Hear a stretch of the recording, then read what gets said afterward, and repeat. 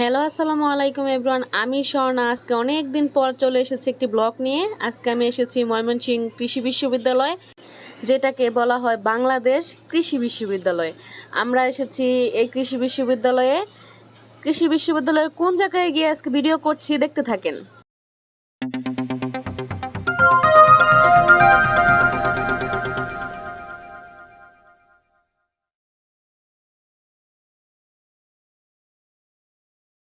কৃষি বিশ্ববিদ্যালয়ের ভিতরে আম বাগান আছে, সেটা অবশ্যই আপনারা জানেন।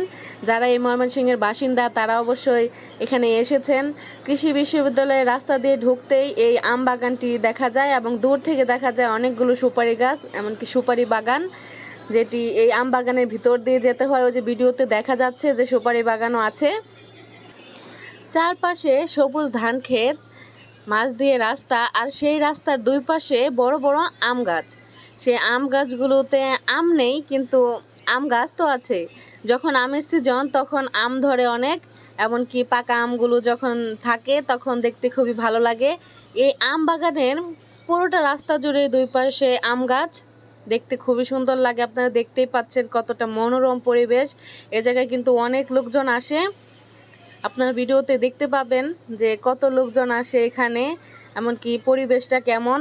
রাস্তাটি খুবই ফাঁকা, বড় বড় কোনো গাড়ি যায় না, টুকটাক রিক্সা বাইক এগুলোই দেখলাম, বড় বড় কোনো গাড়ি দেখলাম না যে এই রাস্তা দিয়ে যায়।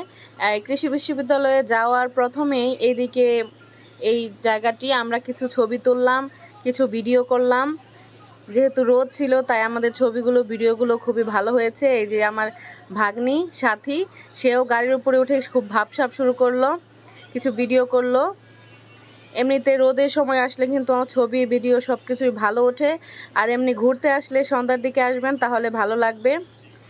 রোদের মধ্যে আকাশটা সুন্দর লাগছিল, চারপাশে গাছ ছিল, আবার ধান ক্ষেত, পানি, ভালোই লাগছিল জিনিসটা। কৃষি বিশ্ববিদ্যালয়ের আরও কয়েকটি ব্লগ আমি ভাগে ভাগে আপলোড করব, আপনারা অবশ্যই দেখবেন, সাপোর্ট করবেন, লাইক কমেন্ট করবেন, শেয়ার করবেন। আপনাদের সাপোর্ট ছাড়া অবশ্য আমি সামনে আগাতে পারবো না, সেটা আপনারা ভালোই জানেন। স্কুলের ছেলে মেয়েদের র্যাগ ডে ছিল, সেই র্যাগ ডের পোলাপানগুলো এখানে এসেছে। আবার আমি ভিডিও করছি দেখে একজন বাই দিয়ে দিল। ছেলেটা যখন বাই দিয়ে দিয়েছে তাহলে আজকের মতো বিদায়, ভালো থাকবেন সবাই।